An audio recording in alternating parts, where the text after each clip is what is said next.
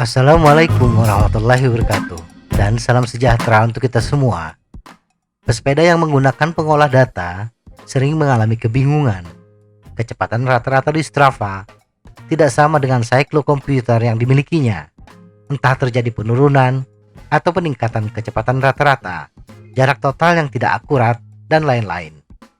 Permasalahan ketidakakuratan data bisa disebabkan beberapa masalah: sinyal GPS yang buruk, setting siklus komputer yang salah, atau tingkat toleransi alat yang berbeda.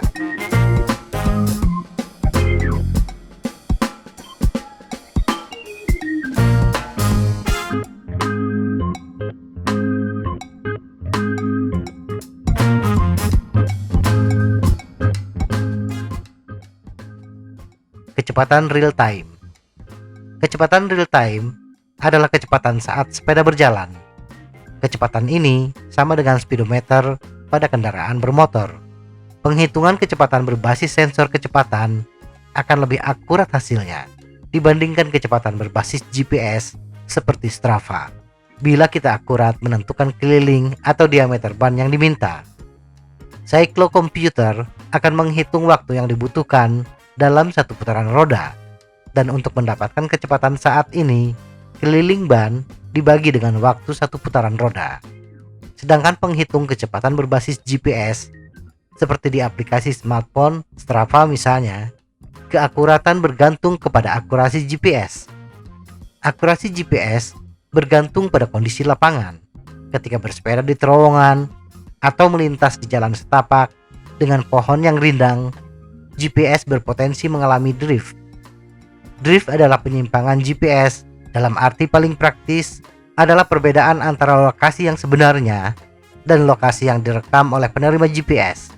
Penerima GPS tingkat konsumen seperti yang dibuat oleh Garmin tidak 100% akurat.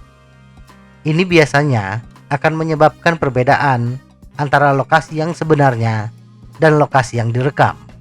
Posisi pesepeda yang mengandalkan aplikasi smartphone seperti Strava tidak langsung dipantau satelit, tetapi berdasarkan posisi relatif kita terhadap tower BTS dari provider ponsel kita, biasanya menggunakan perhitungan 3 atau lebih tower yang terlibat.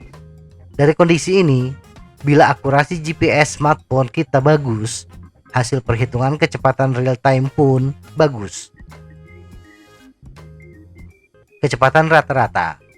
Kecepatan rata-rata akan akurat bila bersumber dari data kecepatan real time yang tercatat per sekian detik.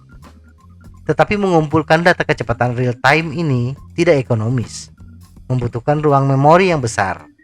Maka alat pencatat kecepatan, baik siklus komputer atau aplikasi seperti Strava, menggunakan jarak tempuh keseluruhan dibagi dengan waktu tempuh keseluruhan. Akurasi jarak tempuh relatif akurat, baik yang berbasis GPS maupun sensor kecepatan. Tinggal menjumlahkan jarak tempuh tanpa membutuhkan memori yang besar. Permasalahan keakuratan muncul berkaitan dengan waktu tempuh, khususnya menentukan kriteria waktu berhenti, yaitu waktu yang tidak dimasukkan sebagai jumlah waktu tempuh. Sebagian besar siklus komputer memiliki fungsi mulai dan berhenti otomatis, tergantung bagaimana kita menentukannya. Biasanya waktu yang tercatat pada kecepatan di bawah 5 km per jam tidak dimasukkan sebagai waktu tempuh total, sehingga tidak mempengaruhi kecepatan rata-rata. Dalam bahasa gampangnya, argo waktu tidak naik. Nah, permasalahan muncul bagi penghitung kecepatan berbasis GPS. Sinyal GPS yang tidak akurat, terutama dalam kecepatan rendah dan kondisi lingkungan yang tidak mendukung, seringkali penghitung kecepatan menganggap pesepeda berhenti, sehingga waktu yang berjalan tidak dimasukkan sebagai akumulasi waktu tempuh. Ini yang menjadi penyebab kecepatan rata-rata lebih cepat dibandingkan kondisi sebenarnya. Nilai kecepatan rata-rata yang berbasis GPS akan lebih akurat bila kita tidak banyak berhenti dan sinyal GPS tidak mengalami gangguan. Semoga informasi ini bermanfaat. Tetap sehat. Salam goes.